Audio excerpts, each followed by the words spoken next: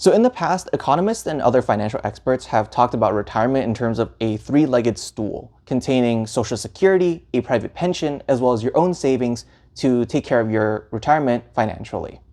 But with private pension availability at an all-time low and this new McKinsey report highlighting the demographic problems of something like Social Security, I think it's time to really admit to ourselves that financial independence is really the only way forward if we want to retire early or really retire at all.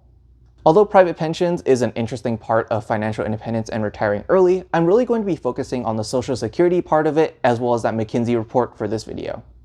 So starting off, this report talks about the basic idea behind public pensions and the social contract upon which they're founded. This whole idea is basically you're going to work hard now and pay into the system so you can retrieve those rewards later on. And the reason why this works is that we have enough people working who are kind of a couple decades behind where you were before, helping to support the system. And when this program started, it started off as a pretty good idea. We had a decent number of people who were in the workforce at the time in order to pay into the system, and a lot less people who were actually of eligibility in order to take stuff out of the system. The problem is that the math is now kind of inverted, with baby boomers now retiring, the cost of living going up, and people just having less kids in general, meaning that more people are taking money out of the system than are contributing into the system. The whole idea around Social Security going bankrupt is kind of a little bit overblown. It's not like you're going to wake up next month and suddenly there's not going to be any money, but we're going to have to make some pretty dramatic changes in the next 10 years in order for the program to actually stay intact. So with all that in mind, the McKinsey report highlights 3 different things that we could be doing in order to keep Social Security whole, as well as keep the economy kind of running as it is.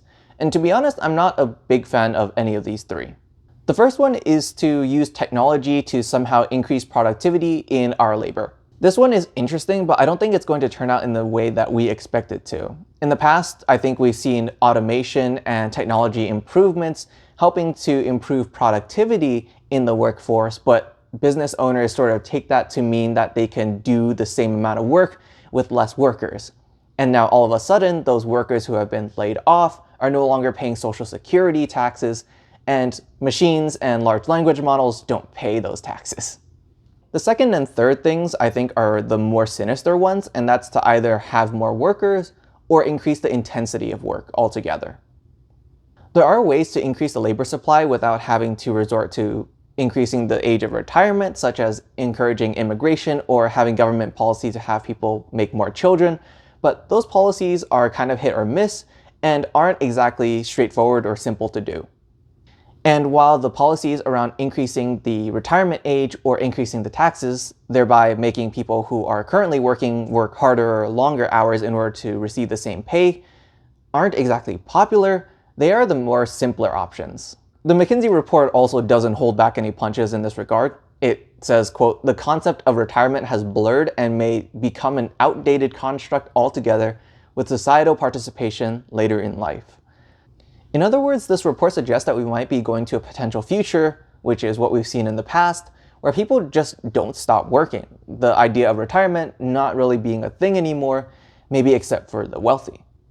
So when you combine this with the other idea around private pensions not really being a thing anymore for my generation, unless you're in the military, the government, or in teaching, or one of the other sort of trade jobs which are heavily unionized, there's really only one thing that I can fall back on, and that is my own savings through all these retirement accounts as well as my brokerage account.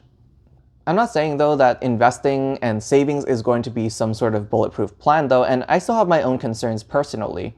The fact that the population is going to plateau and then start to decline means that demand is going to inevitably go down, and unless these companies have amazing marketing teams, that's going to affect their sales and their profit margin, which indirectly affects their share price as well as their dividends, which most of us rely on in the FIRE community and also just in general retirement.